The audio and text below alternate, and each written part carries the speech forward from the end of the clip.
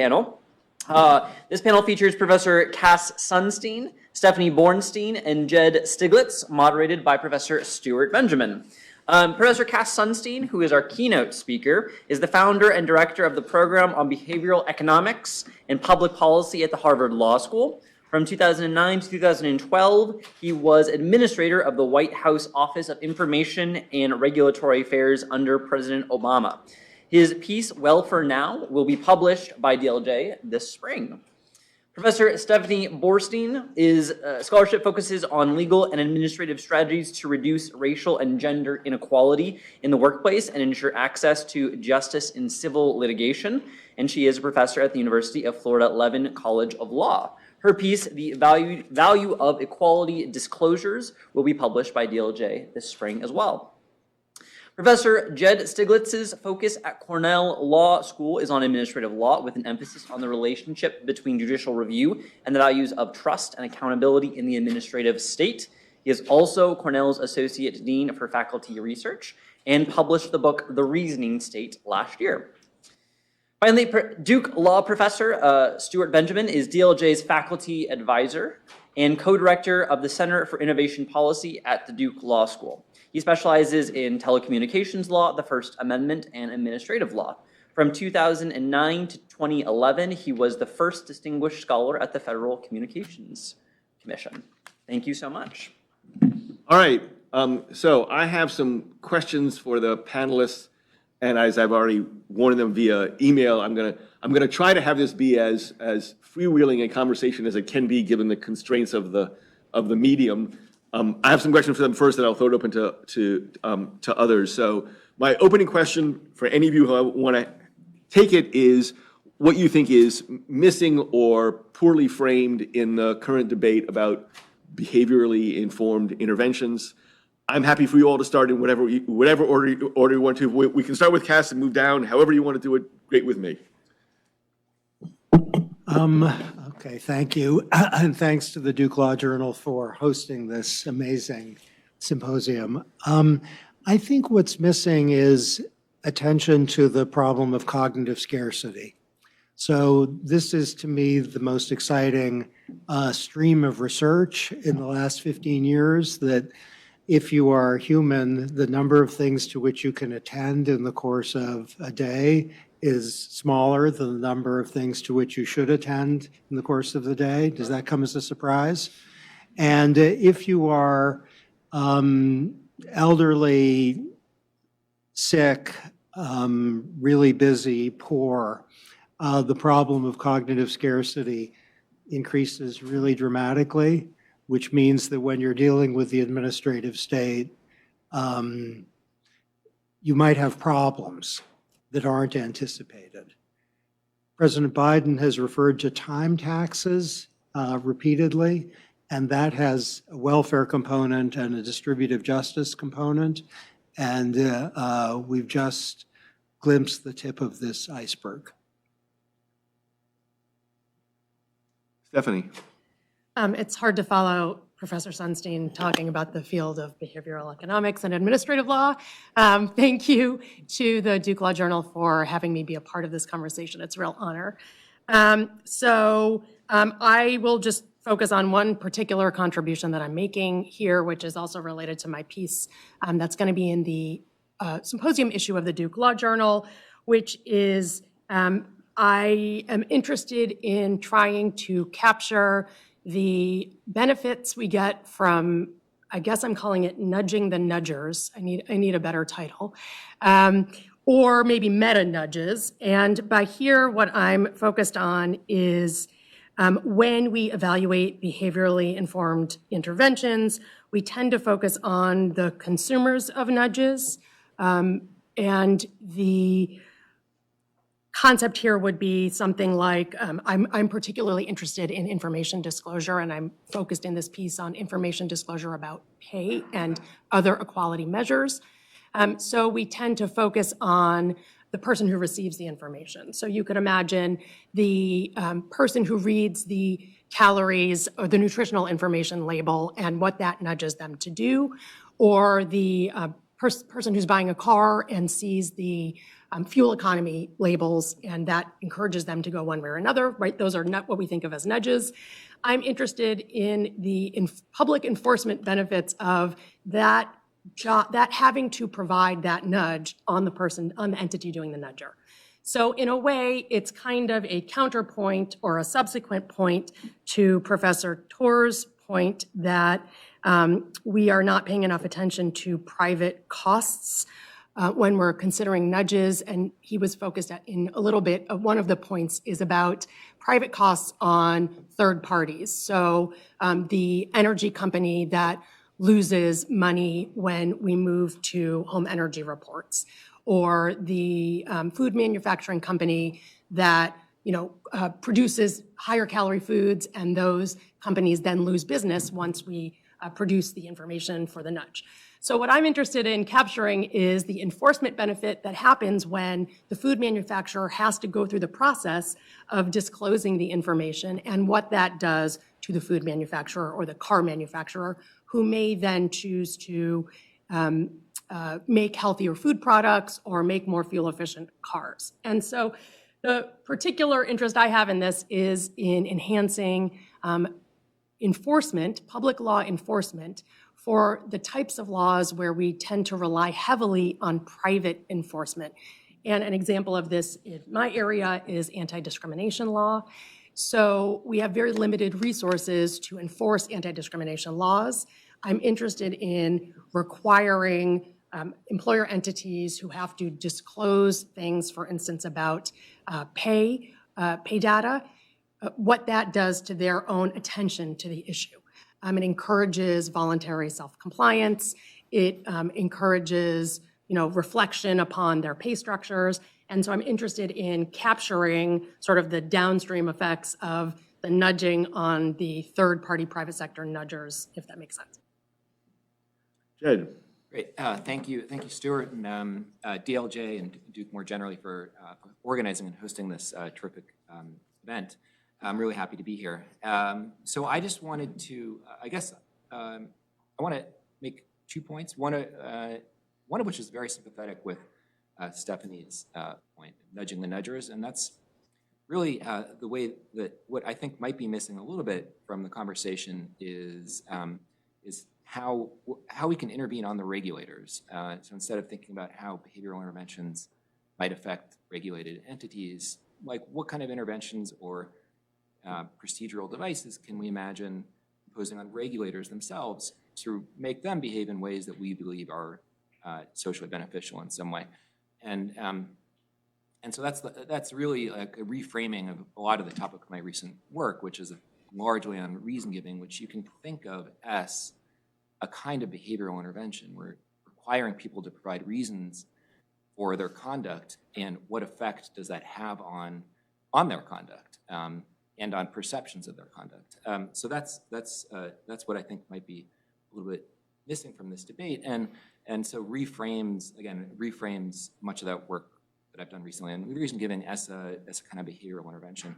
I also wanted to respond briefly to some of the papers and to the last panel, and to think a little bit more about cost-benefit analysis, which is a theme that runs through much of the conversation and the papers in the symposium. And that is, I think, I just want to emphasize that we should think about efficiency as a normative commitment. It's not a neutral value, and so that is a normative commitment that you make in standard cost-benefit analysis, and we should recognize it as that. And we should also see cost-benefit analysis as something that should be compatible with other values and other commitments that we might have. For example, to distributional consequences, which don't fit easily into an efficiency framework, but we also care a great deal about. And it's in that sense that I want to reframe cost-benefit analysis a little bit also, not so much as a mathematical exercise, but instead as a way of structuring and breaking down our reasoning as sort of a form of what I've called structured reason giving. And this too then can be thought of as a form of intervention on the regulator. Great, So let me pick up with you, Jed, then. I know you're a big fan of reason giving, and one obvious question is some situations in which it might do more harm than good, because the reasons that are given are use a technical term, garbage, right? And so we have there's no particular benefit to them, and there may be some cost. One I suggested, and I've already in this email to you, is people might actually get more entrenched in their views, and so by giving the reasons, they now feel even more invested in an outcome, so they might be less inclined to move, or actually, and this come up later as well, or just you and I were talking just a minute ago before the panel, might actually increase polarization in a variety of ways. We might think of that as a cost. So are there situations in which you think this reason giving will actually do more harm than good? And then if so, what the hell do we do about that? Yeah, one way to start a response to that question is to think about why does reason giving matter, or what are the mechanics of reason giving? And I think what reason giving largely does is it socializes our consideration of some matter, such that we realize when we're connecting the rationale for a decision with that decision, that we're putting ourselves on the line relationally, reputationally, and the like. And so that's why it matters. And so how in that framework, how might go off the rail? First observation is that it has to, you're socializing your decision with respect to a certain audience. So in the administrative context, that's most often socializing with respect to the public generally and with respect to judges in sort of a professional community more generally. But you could certainly imagine an audience to which you were now being held accountable in this socialized way that you don't think has such a good audience. For example, like a neo-Nazi audience. If that is the direction towards which you're now being held accountable in a sense through your reason giving, then that might not be so beneficial. That could easily go off the rails. And in fact, that's an extreme example with the neo-Nazis. But I think in political discourse, generally, I think that's part of what is happening. Why we have degraded forms of reason giving in the non-administrative political context in congressional legislative contexts often, is because the audiences they're referring to are these kind of like polarized audiences, and so it's pulling them in more polarized directions. So it can certainly go off the rails. Lock-in, I think, is also relevant, and if you think about, and so I think that's important to be attentive to. This is the idea that Stuart was referring to. You give a reason, and then you're like, you don't change, and I think that's a real phenomenon. That's something to be attentive to. And shows that, so those of you who've taken administrative law will know about Chenery. One of the key lessons in Chenery is that it's really critical for administrative agencies to provide contemporaneous reasons for what they've done. And that contemporaneous aspect, I think, is basically a recognition of the phenomenon that you're referring to, of lock-in. There are many other kind of degenerate forms of reason giving, but in the interest of allowing the rest of the panelists, I can maybe I should stop, but happy to continue too. So. I'm happy to follow up, but I don't know if you want us to respond to this. No obligation. How about this? Any point you want to jump in, you should let me know that you want to jump in. I'm thinking that this is great, and I love Judd's book on reason giving. It's fantastic. So I'm thinking that there's an empirical project that would be fantastic to see, which is agency preambles to rules are full of reason giving. That's what they are. And then there's a comment process. And then there are frequently, contrary to the lock-in hypothesis, there are changes that the reasons given emerge to the agencies themselves as inadequate to justify the policy choice. And so the comment says, you're right, we were wrong, we're changing the rule. And I say that this is an empirical project because what I just told you is anecdotes. And if we could systematically study, say, the EPA or the FTC and see how their final rules diverge from their proposed rules with reference to the comment process, we'd learn a great deal. And the hopeful possibility is that what we'd learn is that the reason-giving process produces a dialogue with concerned members of the public who are sometimes experts, sometimes not, and we'd see systematic changes. The more pessimistic potential finding is that that's episodic and rare, and that there's lock-in, which is very hard to know, is just because the agency was clear in its own head and it wasn't locked in, it just was clear. Or it was locked in and impervious to reasonable counter-arguments. We know much less than we should about this. Just on that, I don't know if you want, so I'm aware of there, I mean, some research, so Tino Cuellar a while ago, did this and others, and I agree, it's really hard to be systematic, but at least the papers that I'm aware of that look at this find, yes, there are changes, and yes, they are very much in response to the repeat players who understand exactly what the agency is interested in, and much less to, sort of the individuals who are submitting comments. Okay, this is all fantastic. So if an individual submits a comment, and I've read more comments than I'm proud that I've read, like a trillion, approximately a trillion, maybe a little less than a trillion. But an individual might say, this is a great rule, or you're full of nonsense. And it wouldn't have the level of specificity that someone who is, let's say, knowledgeable about particulars or about participation. So we'd want to figure out, are the individual comments basically exclamations of support or horror, or if they're more particular than that, are they something that the agency thought through greatly in advance, with 1,000 Zoom hours? Now, there are individual comments that are extremely well informed, but on average, they're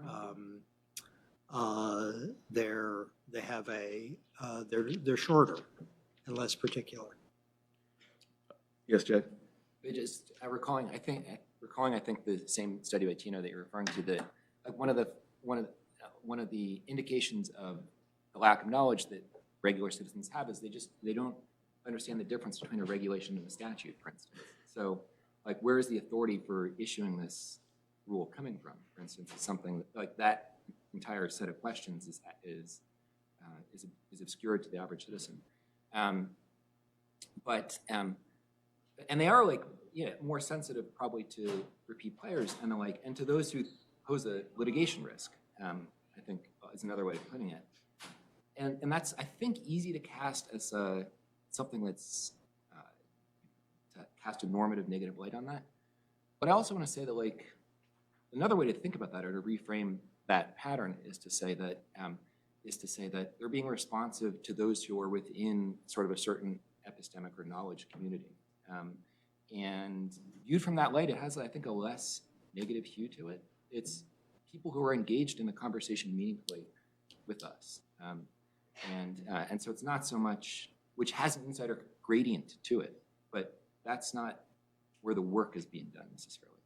By the way, just on that, yeah, I didn't mean to suggest a negative balance. By the way, and just on that, for the individual comments, insofar as we care about what the people want, so we know that the individual commenters are not representative of the people, and in fact are going to actually skew much more likely to be affluent and much likely to be white. And so I'm not at all suggesting, therefore, the agency should tot up the number of individual comments, because Cass is right. I mean, you all may have gotten these emails where click here to send an email to that agency saying that you're opposed to what the agency is doing. And so then it gets bound up and there's 47,000 comments that are opposed to something. And the question is, gee, if the agency actually care what people think, you might actually prefer, say, a poll, or even maybe a poll that was organized, I don't know, in the first Tuesday of November every 4 years. And we might have that actually be the one that would be guiding us, rather than a bunch of individuals who are clicking on a link. So I don't mean to suggest the normative valence.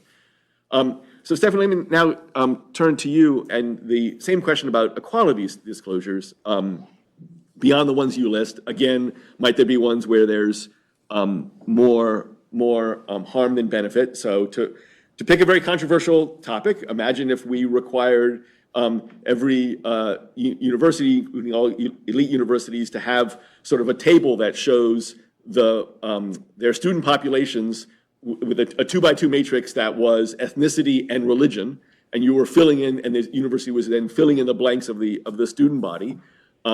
There might be there might be some harms that would come to that in any variety of ways in terms of what you might imagine would fill in that matrix. It's only one example that occurs to me. I'm just wondering how you think about the possibility of equality disclosures that can do more harm than good. Sure.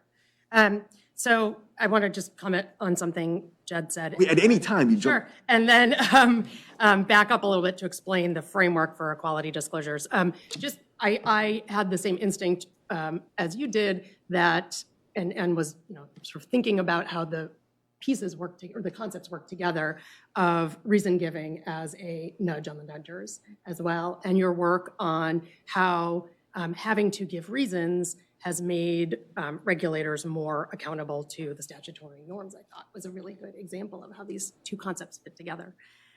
So just to back up for a second, for those of you who are not familiar with this area of law, so I'm calling this area equality disclosures, but what I'm talking about are information disclosures about things that relate to race and gender measures, and so a couple of different examples. So one example would be the SEC requiring publicly traded companies to disclose how they consider diversity in their corporate board positions. There are 2 state laws now that require companies who have been sued for sexual harassment or discrimination and settled those suits. So this is oftentimes not sort of made that publicly available, to report those to state fair employment enforcement agencies.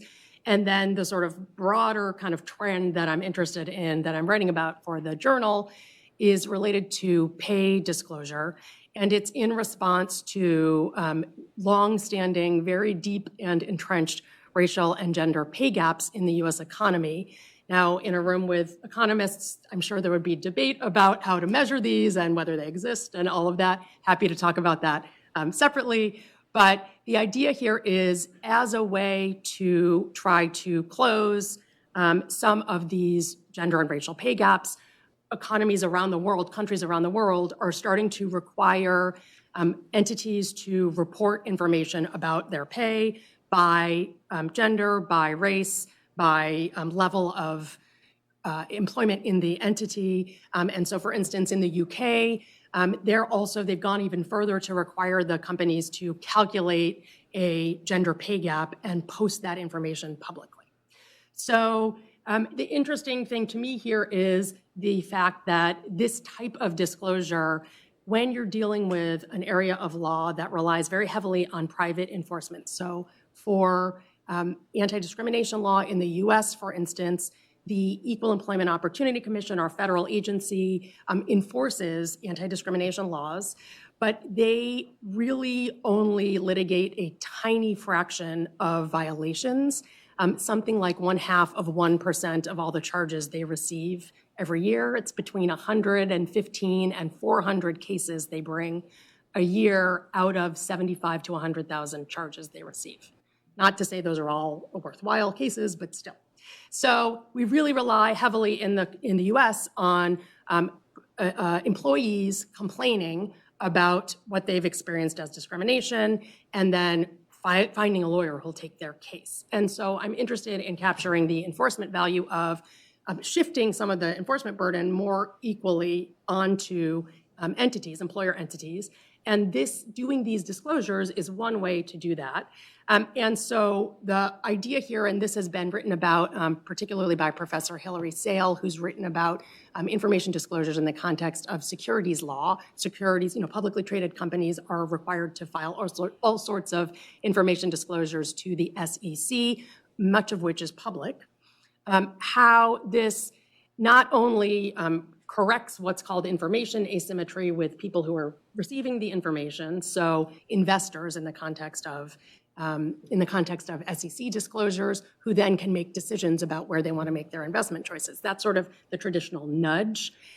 There also have been studies done on how that impacts the behavior of the disclosing entity. So in the context of pay disclosures, the idea here is having to collect the information, look at the information, pay attention to the information, and then disclose it, makes the entity itself take more responsibility for following the law, helping to enforce the law, correcting what are sometimes, inequalities in pay, gender and race-based inequalities in pay that they didn't even know existed, because in the US, we generally set compensation by individual negotiations. So over time, if an entity is just trying to pay as little as it can, which has every right to do so, we can end up with skewed pay by gender and race. So the idea here is that it can serve important features in helping to enforce the law by creating the information itself and having to collect and disclose the information, forcing the entities to, take account of the law and do a better job themselves. And then to the extent that any of this information is made public, that of course has an additional, what Professor Sale calls publicness effect of, people and information brokers now highlighting this.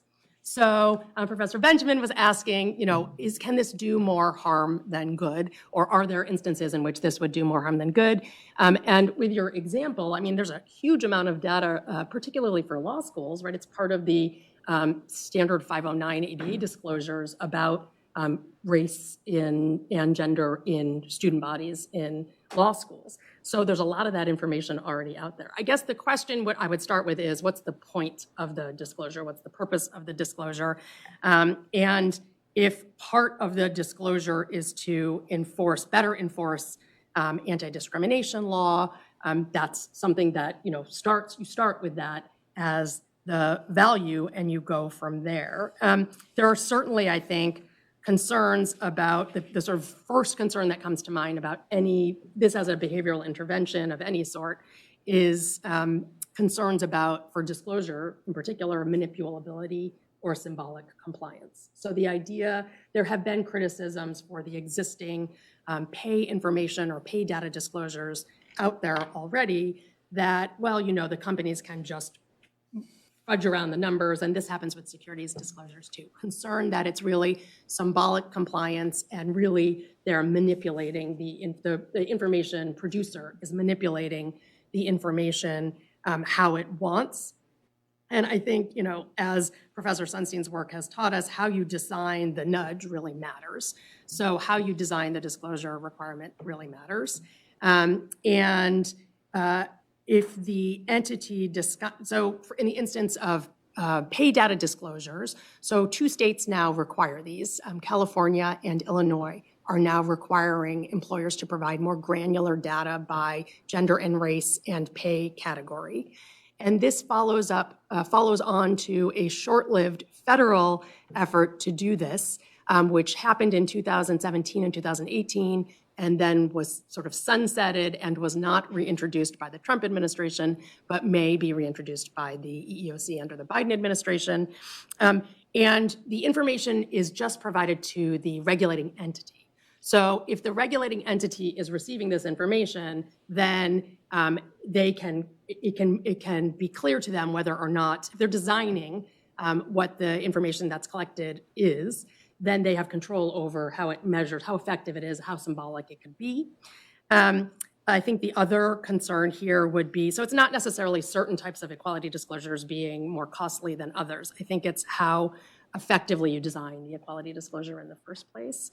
The other concern would be sort of misunderstanding of the information. So in the context of pay data disclosures, one concern, just because there is a pay gap by gender or race does not mean there's discrimination. There's a lot of reasons for the causes of different standards of pay based on race and gender, and a lot of it has to do with experience, education. Really a huge factor in this is workforce segregation, so the types of jobs that are predominantly performed by women and the types of jobs that are predominantly performed by men. So there could be a concern that a disclosure would be misunderstood by the public if they're reading it. And in the context of the UK disclosures, these are publicly available. So you can right now go look at Google's gender pay gap disclosures on the UK government website. And they designed the tool very specifically. So I think that's one thing you need to think about here. Of course, the other question is just the effectiveness of this being a nudge as opposed to being a mandate. It is more of a mandate on entities that have to comply with these sorts of things, but it doesn't change the law. It just changes the fact that they have to report the information. And so I think there's certainly concerns that we're focusing on cost-benefit analysis and capturing the benefits, the full range of benefits of these types of information disclosures. I think the concern is making sure that they're effective and not symbolic, as opposed to certain types being better or worse. Cass, you say yeah, go ahead. This is fantastic and gets at some very fundamental questions. So a tale, when I was at the University of Chicago, there was a taboo on disclosing even to your best friends what your salary was. And I think it's still in place. And it was so taboo that it was as if to disclose it would be like to commit a crime. The norm was so firmly in place. And I think the theory of the case was that salaries at the University of Chicago Law School were fine, and if people knew what their friends were making, then people would be miserable and competitive, and everything would get terrible. That's interesting, yes? There's another theory, which was the law school was insulating itself from competition, which would redound to its detriment. But I think the first was a large part of the picture, that salaries were fine, and that if people knew what one another were making, the well-being of the faculty would go into the toilet. That's interesting, isn't it? Okay, so that's one thought, that sometimes disclosures can produce very negative welfare effects. Now, the context of inequality is different because there's obviously a maximum there that you might fit with if you have disclosure. I'm also thinking that there are forms of disclosure that kind of press the fundamentals of when we want to do this. Would we want to see a disclosure of how much religious believers are making compared to people who are atheists and agnostics? Would we want to see a disclosure of how much people are making who have mental health problems versus people who don't? There are 1,001 demographic things over which disclosure would be informative, and when would it seem invidious or not that relevant, and when would it seem essential? Last point is, on the general domain that Stephanie is working on, there's, I think, an unanswered puzzle, which is certain kinds of disclosures have modest or no effects on consumers and investors, but have significant effects on providers and companies. So one thought is that if you require disclosure by food companies of certain things, consumers will say, yeah, whatever, but companies will change their offerings. Now, why is that? A profit-maximizing firm should change its offerings only if there's a consumer response. But that's not what we observe. Why? It might be here, we can generate some hypotheses that consumers are afraid of newspapers or something, and companies are afraid of newspapers or enforcement authorities and not afraid of consumers. But to get the mechanism behind company response would be really great. And to figure out the magnitude of the response would be great. Do companies think if we disclose that men are earning more than women, that's kind of a public relations issue we can manage and we're not going to do anything different? Or do they think we're going to have an audit of our pay structures? Or do they think that even though the guys are older and more experienced than the women and it's okay, this just doesn't look good and we're going to, quote, fix, unquote, right? Fix in quotation marks, because on the hypothesized theory, whether there's a problem isn't self-evident. Jed, yes. I had a question for Stephanie. I Sure. think this is on your manipulation point. And it's like, how concerned are, if you're a company, you could imagine a cynical company achieving equality on wage or base compensation, but then changing people's bonus structure, or shifting to a different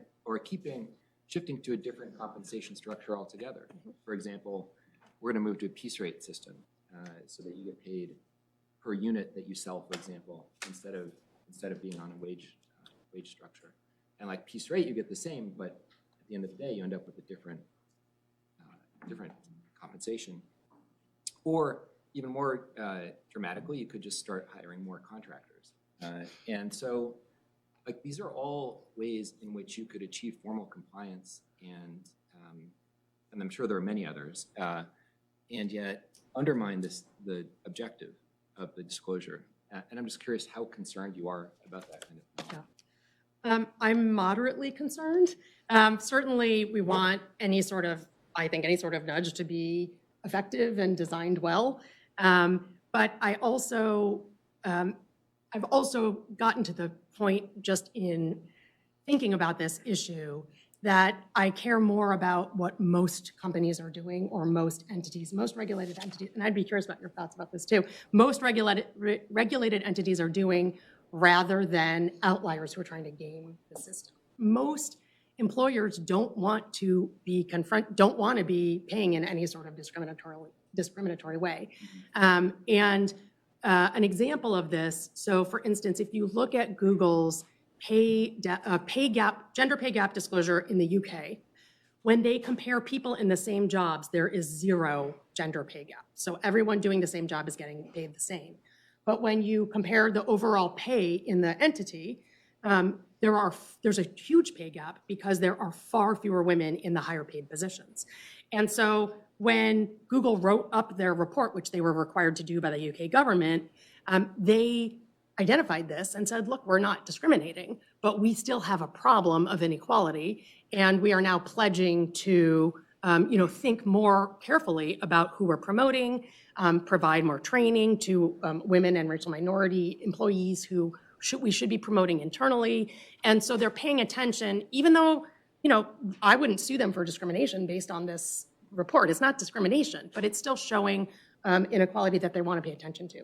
So even though, I came from lefty workers' rights world, I have really come to appreciate, most entities don't want to be violating the law. Most companies of, whatever type of law it comes to. I mean, certainly they want to maximize profits, but they don't want to be violating laws. And so I think the key is to focus on the majority of the entities. But it's an interesting question. I'll just raise one more detail, and then I want to raise a question for Professor Sunstein, which is another form of pay data disclosure that's happening right now. And I'm sorry this topic is dominating, but this is the paper I'm writing for this, is that New York City put in place, and 4 states now have actually put in place, but the New York City one, I got asked by a reporter about this one, so I think you'll find it interesting, to post pay ranges with any job posting. So this is now a requirement in California, Washington State, Colorado, and Illinois, that when you advertise a job, you have to include a good faith estimate of the pay range for the job. So this might be completely unheard of to most of you. This is a trend that's starting to happen. And in New York City, the concern was the way, so there was a New York City version of this before New York State passed it. It did not include bonuses. And a big question I was getting from reporters was if we're talking about New York City, there's a huge proportion of finance world where people get paid by bonuses. And so, isn't this not going to be as effective as it could be? And I kept the story the finance people wanted to put out was this is useless. But I don't think it's useless. I think it's useful. It's not perfect, right? And so to the extent that any sort of nudge that we would put out there could be avoided, I still think if it's serving a public benefit that we want, it's better to let the good not be the enemy of the perfect. But I wanted to ask you about your thought about the how these types of equality disclosures play into your interests in distributional justice and thinking about aggregate welfare effects. Because when you were telling the story about Chicago, I was thinking, yes, certainly no one likes talking about pay. It's not it's definitely going to have negative emotional effects for most people, but it has more negative welfare effects for those making the most money than it does for those who might be a little bit angry when they find out they aren't being paid the same as their, colleague who's the same level as them, but it might motivate them to do something about it.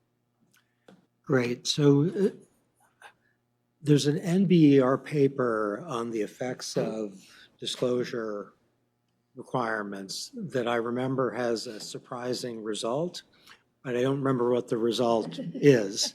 So surprising is it? I guess I think that if you have pervasive sex discrimination, let's say, and disclosing that makes both men and women feel terrible, still disclose because the injustice is a relevant trump card. Now, how to have a framework that justifies that conclusion is a fair question. The thought would be, I guess, that any welfare benefit that comes from a not disclosed illegality and injustice ought not to count, and that we'll have a different equilibrium pretty soon if things are working, which is equal from the standpoint of welfare, it's profoundly to be hoped, and much better from the standpoint of justice. So if it turned out that if you disclose, for example, that let's say religious believers are earning more money than atheists and agnostics, and that turns out not to be the product of anything invidious, it's just how things fall out in the company, then the disclosure seems not to be doing much good, but creating antipathies and things. So that one's less clear.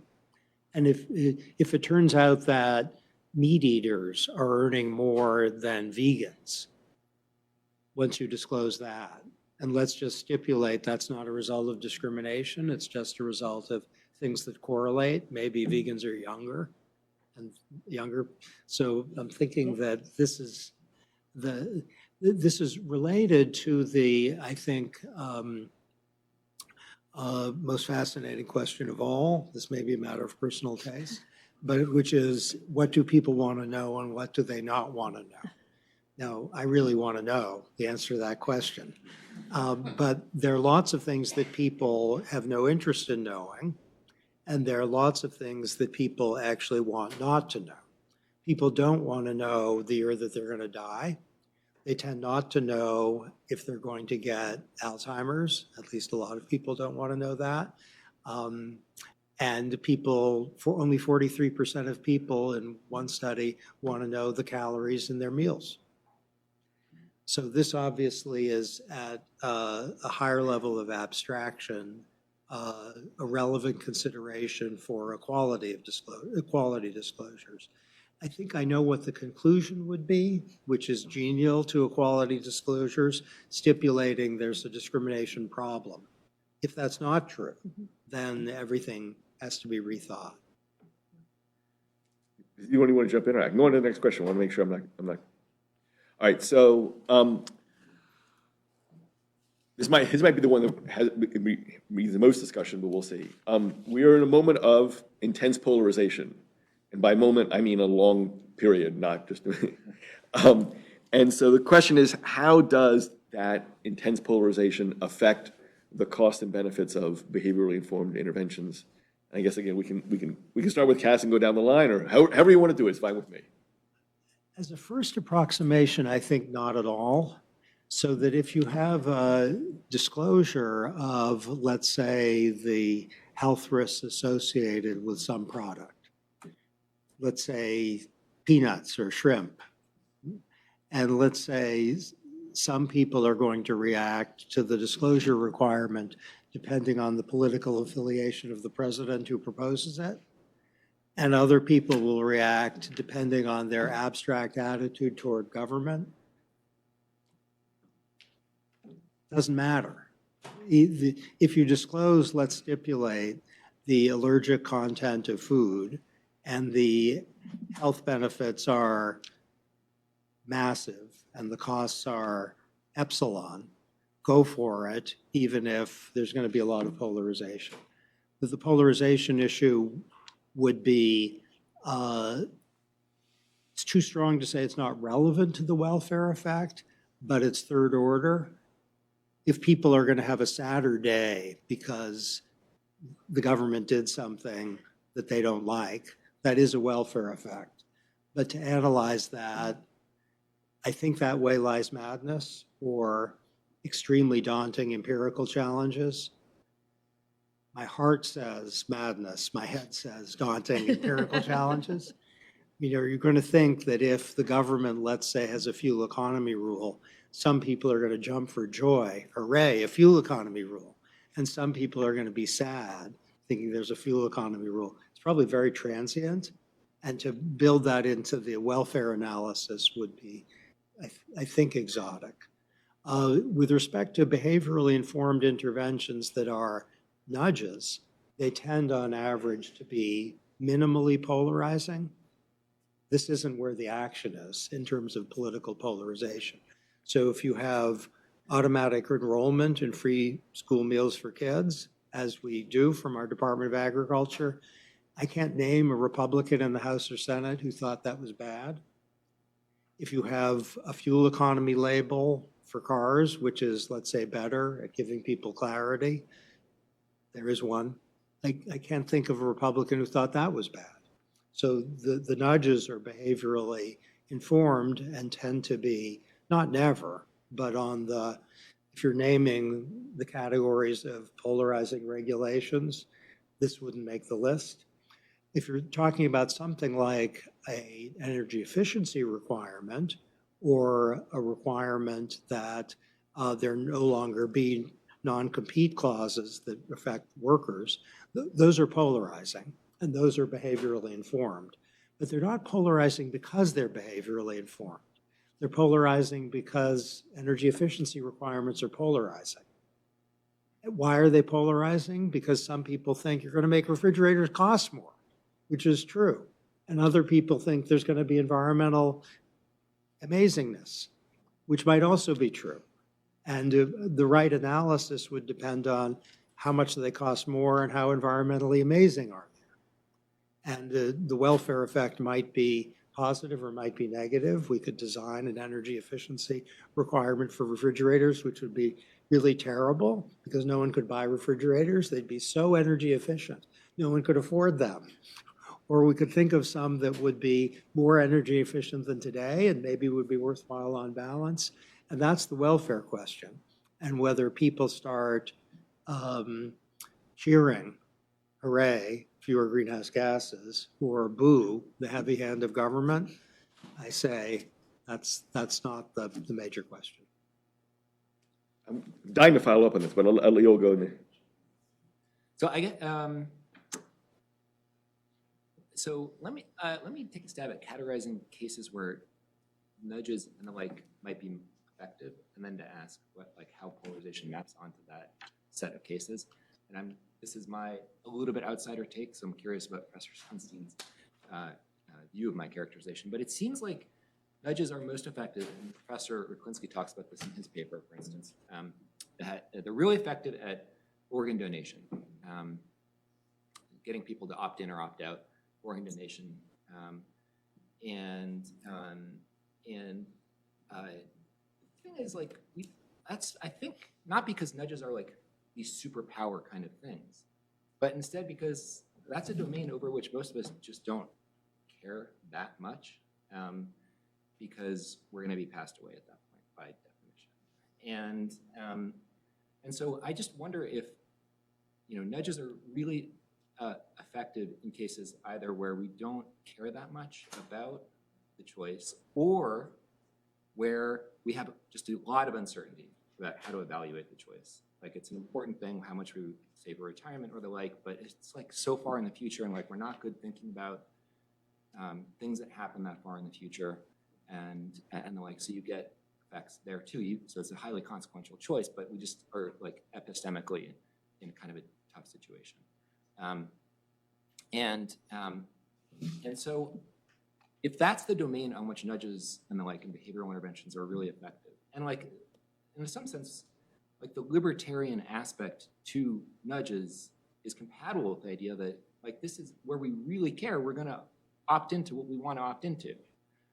So I think that's sympathetic with that characterization. I think that now what polarization does is it makes us have strong commitments to positions on almost an arbitrary basis, or it can have that feature often. So masks are one example of that. I live in Ithaca, incredibly liberal pocket of the country. You're still basically not allowed to go inside without a mask on, or people you'll be socially judged a little bit. And that's why you see me wearing a mask inside today too, because like I'm just conditioned now.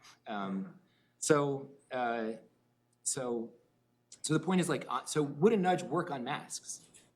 Like, I think the studies that I've seen on this say that they don't work that well, and that's because polarization has made us have firm commitments, and so that libertarian aspect to the nudge work is kicking in. Like maybe it shouldn't. We may say that it shouldn't kick in on, but it does because polarization has this effect on our psychology. So in that sense, polarization, things on which we have polarized commitments might make nudges less effective. Somebody want to add anything? Sure, I'll just add that I hope that you both are correct. And I also think it has to do, it sort of relates back to Professor Walters and Scheffler's paper about salience. I think I do worry with the sort of increasing polarization, particularly sort of the populist freedom lens that's amping up the libertarian part of this, that there could be, to the extent that nudges become more salient or are salient, there could be more opposition to them. I don't know. I'm thinking of the major questions doctrine coming for nudges. And the idea here that if they're made more salient, if it's, let me just say this as a person from Florida, if Governor DeSantis highlights a nudge, it would then be responded to in a different way. A couple thoughts. So there was a study done at the OECD a few years ago where they turned the thermostat down 1 degree in winter with the thought that the change in the default setting on the thermostat would save energy, be good in terms of money, and be good for the environment. And it completely worked. Then they turned it down 2 degrees C in winter, and people turned it up, which suggests the general proposition that nudges will work unless they make people too cold. In the Netherlands, there was an effort, a very confident effort, to promote healthy bread choices. I'm not sure which, this shows I don't make healthy bread choices, but the people who did the study knew, and they changed a bunch of supermarkets and grocery stores so that people could easily see the healthy bread. It was made very visible, and the unhealthy bread it wasn't hidden. It was just in a place you'd have to do a little work to find. And they expected that really would work. You'd get healthier bread choices. Guess what the effect was? 0. No effect at all. People know what bread they like, and they went and they got it, which supports Jed's hypothesis, which is that nudges will be ineffective in circumstances in which people have strong antecedent preferences. That's empirically true. Now, you might think that's great. You don't want to have a nudge that leads people in a direction that they deplore, or if there's externalities, as in the case of energy consumption, or if there's an internality where people are hurting themselves, which is conceivably the case for food consumption, then you might want some instrument that isn't just a nudge. And it is true, so Jed's making a great point in response to Stuart's question that I hadn't seen, which is in a polarized situation, you may have asymmetry, where the nudge will be extremely effective for some part of the population that finds it boring or congenial, and ineffective for some other part of the population which finds it provocative. So let me just, this was the follow-up I wanted to have, and it was actually going the mask direction. So Jed and I were on going the same way. But now let me tie this to this point about concealment. So it seems to me that a nudge could have these negative effects if you have something where there might be some latent level of polarization, but it hasn't yet become polarized. But then the administration of a polarizing political figure is associated with that nudge, right? So pick your most or least favorite governor or president now who has had a nudge on something that previously you had not thought about in a polarized way. So now maybe the solution is, well, then we'll just conceal that it was actually that administration that did it. Somehow the nudge will come out into the ether and nobody will ever actually know how it came out. But insofar as we do know this came from, then it does seem to me like we can actually have these fairly negative effects because of the affect that people will now associate with the nudge they previously didn't. Question mark. There's a paper on this. I think the title is actually Partisan Nudge Bias, which finds exactly this, that if something is associated with a particular political group, then you get the expected division. But that the nudges themselves in the relevant studies aren't partisan in their nature. It's just they get associated with. Now, it's not a very nice thing to conceal the person who's behind the thing. There's a term, the Washington term, which is also, I gather, a corporate term, validators.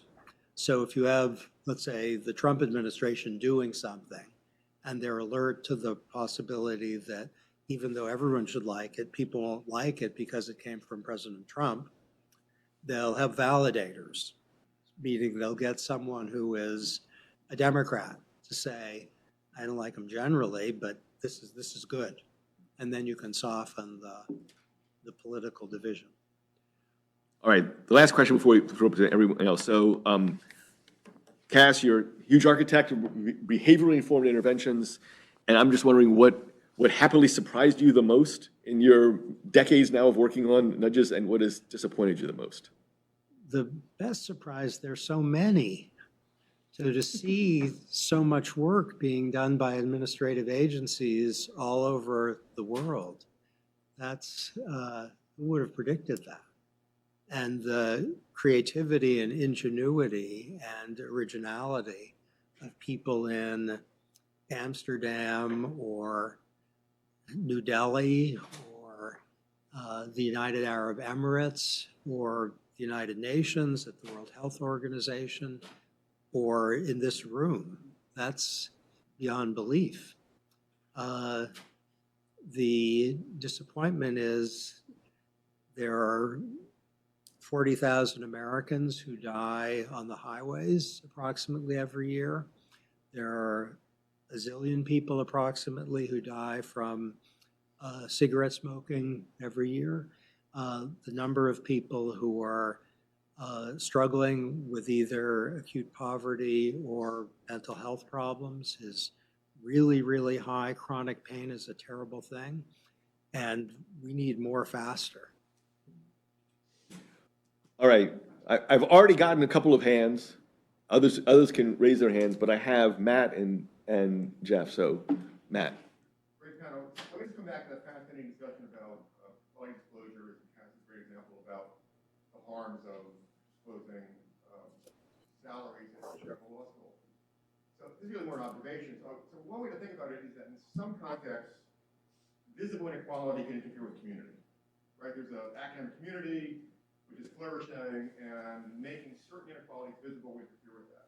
Now, what's interesting is that, so some visible inequalities don't interfere with that, right? So visible inequalities in physical size, right, which are, evident, for example, among Chicago law faculty, don't interfere with it. Some visible inequalities interfere with it, might, but can be explained away. That was your point, right? So, for example, inequalities in office space, right? You can easily say that's a matter of seniority. But some visible inequalities, or some inequalities made visible interfere with community. So one question there is just a research question. So why is it that certain inequalities interfere with community and can't be explained away, others don't? And then if an inequality is like that, so it's hidden, if it's such that if it's made visible, it will interfere with community, at that point we have a trade-off, right? At that point, we might say, well, you make it visible and we'll have an equally good community, which will reestablish itself. That was your point about, but in other cases, that might not happen, and then there's a genuine trade-off between the benefits of redressing the inequality which occur when it's made visible and the harm to the community. It's great, and I don't know how quite to think about this, because an initial reaction, if you have a community whose, let's say, ease and pleasure are associated with keeping secret the fact that some people are treated better than others, it might be that that's an unjust community. There's an old paper by Justin Wolfers and Betsy Stevenson that finds that as women were getting more equal, the asymmetry between men and women in terms of well-being went in the wrong direction. That there was a happiness gap that broke out where men were getting happier and women were getting less happy at exactly the time when equality was growing between men and women. Now, ought we to conclude that it would be better not to have the reduction in inequality? No. That it might be there are growing pains where aspirations on the part of women are outrunning reality, and that's creating some reduction in self-reported well-being. But go for it. Stephanie, you're Jen? Yeah, I would just say that I think it's a really interesting point to think about. This particular example, I think that there's the idea that inequality is invisible, that invisible inequality doesn't harm community, right? That's also a question I would raise. So just because we aren't discussing that certain people on a faculty are getting paid more than other people and people feel that that's unfair, doesn't mean it's not known, right? So making it, I guess the question is the act of making it visible causing the harm? Because sometimes the harm would be there even if it wasn't made visible, and then making it visible helps correct the harm. But I think the balance is an interesting one. And this is apropos of nothing, but I'm just going to tell you about it because I think it's great. There's a Twitter account called Gender Gap Paybot. I don't know, I follow it. If you're interested, ask me and I'll find it on my Twitter account. And it's literally an account, I think it's automated, that is based on the UK pay data disclosures. And some company will publish, it can't be automated because I think a human needs to do this. Some company will say, we're making great strides toward diversity and here's all the amazing things we're doing.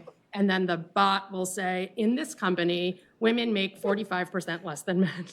So it's, it may be a real happiness deterrent, but it's clearly decided that exposing this and making it public, holding accountable companies that are potentially trying to profit off of their efforts is worth the pain. The sort of public welfare benefit of that is worth the pain.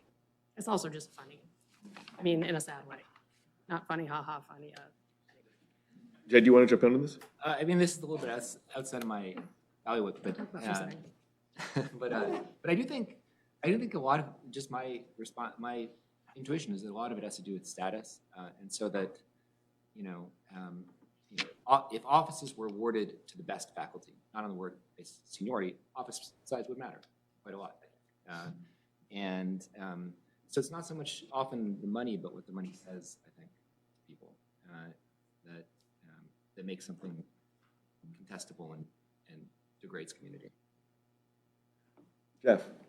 So this is for Stephanie. I really liked your paper because I like this notion that disclosure will force the person making the disclosure to change rather than. But I wondered, and I'm not as skeptical perhaps as somebody. I I wondered what you see the mechanism as exactly and how good the data are. So is it that the employer simply doesn't want to report that there's a pay gap between men and women, and so they're going to take pains to equalize it? So that's, I think you call it a push, not a nudge. Or is it that it mobilizes the employees to demand more? Or is it both? And if I can add a question, I did wonder what your response was to the concern about knowing other people's salaries. And I thought of one response, which is, there's an old adage that if you don't feel you should be paid twice what you're being paid, you're being overpaid.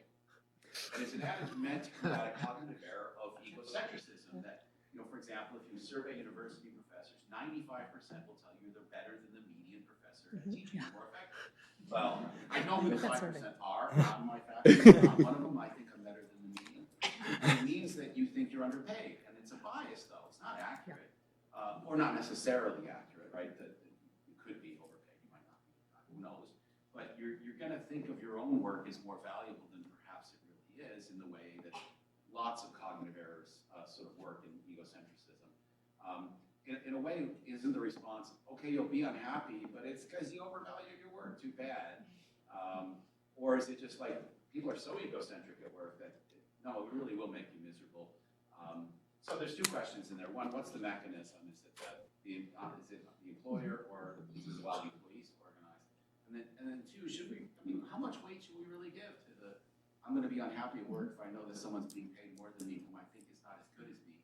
How much weight should we pay to that if it's the result of a cognitive bias? So the first question on the mechanism, I think the answer depends on what the disclosure requirement is, right? So pay range disclosure requirements now, any of you who apply for a new job in California that's a posted job, you will see a pay range with that job posting. So that allows you, that corrects the information asymmetry, so you can go in there with a better sense of, and it's supposed to be, all of this is, we'll see how it plays out. But it's supposed to be a good faith estimate. So it's not supposed to be, we pay $20,000 to $200,000 for this job. And so that mechanism is specifically designed to close information asymmetry, but I think it still has an additional nudge benefit on the nudger, which is that any employer who's advertising and has to put a pay range in it now has to go back and figure out, okay, well, what are we going to list? Who's doing this job? What do we pay them? Why do we pay them this? Oh, maybe we should be, making this more like this other job that's similar. So I think it has both effects. The pay data disclosures only goes to the enforcement, in the US, only goes to the enforcement agency. So that really is just on the entity. And the question of how well this is actually working, I would love any of you with PhDs in economics, or not PhDs in economics, but who think you're an economist, or PhDs in political science who want to help me study any of this, or just on your own study it. I would love it, because there's just not enough data. They're also new, there's not enough data. The data in the UK is mixed. And I think this also goes to a question that I have for Professor Sunstein for his keynote talk, which is also, what's the timeline by which we're measuring the success of a behavioral intervention? Because if it takes 10 years for a company that was horrified by its gap when it had to report to slowly raise the salaries and promote people into different jobs, do we measure that? How do we measure the welfare benefit of that thing that might happen 10 years down the road? And to be perfectly frank, the reason why I wrote this article and was interested in this in the first place was a dispute over the costs between the EEOC under the Obama administration and the EEOC under the Trump administration about how much collecting pay data would be. And they were astronomically different. And I thought, if this is formatting the decision, we're not taking into account the downstream benefits themselves. Cass or Jed, you want to jump in on this? Long time horizon. So if you have 10 years of net cost, but then 100 of net benefit, it's likely to be good unless you have an unfathomably high discount rate, but you should have some discount rate. you'd rather have $100 today than $100 in 10 years? I think. You would, yes? So you want some discount rate, 2%, but long time horizon. Jed? This one, sort of two-finger on this point, and it relates to Professor Sunstein's paper about emotional costs, is that I think we want to, I don't think you disagree with it, but I think we want to think not only about the emotional costs of, oh, it is painful to get this disclosure or to see how many calories this is or the like, makes me feel bad in some sense. We also want to think about the emotional cost of, like, you know, on the counterfactual, without that, what is saying goodbye to your children, you know, because of your early death. There's a big emotional cost there too. It's downstream, but I think should be integrated as well on the other side of things. Well, and I think there's also a benefit. I don't know how I'm the optimist on this panel, but the benefit, so I see how much fat and calories are in the thing I want to eat, and it makes me really unhappy. But if I can resist the temptation, an hour later, I'm really happy. So I think the other piece of it is sort of the benefits. It's kind of, again, responding to Professor Torr's opportunity cost, then the opportunity benefits after you suffer the opportunity costs. We have, Sorry, I no, didn't. no, it's fine, it's fine. Too negative. We have 2 minutes left. So if you have any closing thoughts, this is your chance to put them out there. I'll say one thing very quickly, which is one gap in an elephant in the room that some of the comments have put a finger on is adaptation or habituation. So that if you go to a place which is really cold, Monday will be terrible and Thursday won't be so bad. If you are told you have to work from home, the first week might be awful, the 52nd week might be fantastic. Now you're telling me I have to go into the office? If you're in a world where the air is dirty, you might think, if it's gotten dirty gradually, that this is life, where if you're plopped down in Beijing, anyone in this room, tomorrow you might think, why aren't people noticing how polluted it is? And the fact that adaptation is built into every living creature is foundational to life. It's a fantastic blessing and it's a curse. We have 1 minute, and Chris is a very late, if you have a 30-second question. It's less than that, I think. So Stephanie, I like the idea a lot here, and I guess what I'm interested in is the idea of nudging the nudgers and thinking about how this affects their innovation, their incentives to innovate, right? So reducing, so calorie counts, maybe make McDonald's think, how can we actually reduce the calories in our food? Do you have a sense of how that works in the context of, say, pay, right? Are there other sorts of mechanisms other than merely balancing out pay that might be innovations available to firms to get to good results? Yeah, well, I think, particularly if this is not caused by discrimination, and this is caused by all of the things that lead to the aggregate pay gap, they're longer-term propositions about thinking about training, promoting from within, who's in leadership positions, that sort of thing. So just short answer, it would be more about thinking more comprehensively about inequalities in their entire workforce and what they're doing about that, which is the most likely outcome, because a lot of times this is not about exposing discrimination. Some of it is.